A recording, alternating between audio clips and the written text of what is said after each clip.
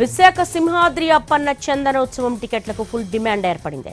వేలాది టికెట్లు అందుబాటులో ఉన్నాయంటూ దేవస్థానం సిబ్బంది చెప్తున్నా సామాన్య భక్తుల కోసం పెట్టిన 300, 1000 టికెట్లు దొరక్క ఇబ్బందులు పడుతున్నారు. ఆన్లైన్లోనూ చందనోత్సవం టికెట్లు దొరకని పరిస్థితి. దేవాదాయ శాఖ అధికారులు డోనర్స్ కు మొండి చేయి చూపారు. మరోవైపు ప్రోటోకాల్ టికెట్లపైన ఎమ్మెల్యేలు అసంతృప్తి వ్యక్తం చేస్తున్నారు. అధికారంలో ఉండడంతో ఎమ్మెల్యేలు బయటకు చెప్పలేని పరిస్థితి ఏర్పడింది.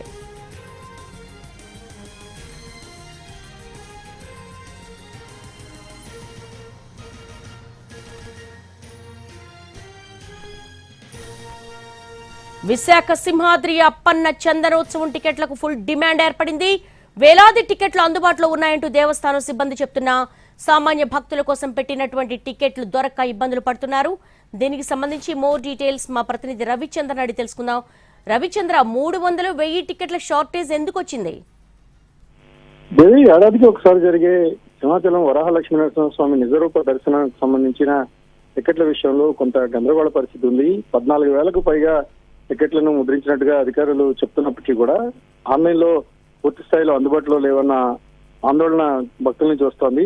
ఇక ప్రోటోకాల్ దర్శనాలు కానీ లేకపోతే 1000 రూపాయల టికెట్ల విషయంలో కూడా ఇప్పటికీ కొంత సందిగ్ధత ఉంది. రేపు ఉదయం 3 గంటల నుంచి చందనోత్సవం ప్రారంభమవుతుంది. కొంతమందికి ఇప్పటికే టికెట్లు కూడా అందుబాటులోకి రాని పరిస్థితి కనిపిస్తోంది.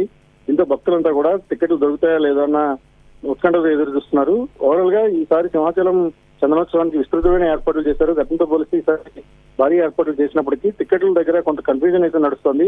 మరికొద్ది సేపట్లోనే టికెట్లు పూర్తి స్థాయిలో వస్తాయని కూడా అధికారులు చెప్తున్నప్పటికీ భక్తులు అయితే చాలా యాంగ్జైటీ ఎదురు చూస్తున్న పరిస్థితి ఉంది. ఇప్పటికైతే ఫుల్ డిమాండ్ నడుస్తున్న వాతావరణం అయితే మనకి సింహాచలంలో కానీ అయితే ఎక్కడైతే కౌంటర్లు ఉంటాయి కౌంటర్ల దగ్గర కనిపిస్తోంది. ఇది అంటే రవిచంద్ర, సహజంగానే సామాన్యులకు టికెట్లు షార్టేజ్ వచ్చిందంటే అది రెగ్యులర్ గా జరిగేటువంటి ప్రాక్టీసే.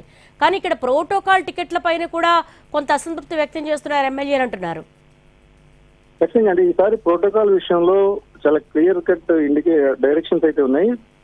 సహజంగా ప్రోటోకాల్ దర్శనాల కారణంగా సామాన్య భక్తులకు ఇబ్బంది కలగకూడదనే ఆలోచనతో ప్రభుత్వం ఉంది. యంత్రాంగం కూడా ఆ దిశగానే చర్యలు తీసుకుంటుంది. అయితే ఎమ్మెల్యేల నుంచి విపరీతమైన ఒత్తిడి ఉన్నమాట యథార్థం.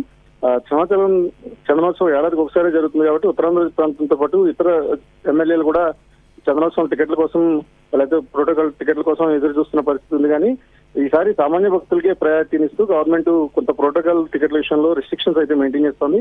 ఆ కారణంగానే కొంత అసంతృప్తి వాతావరణం అయితే కనిపిస్తోంది. All right Ravichandra, thank you.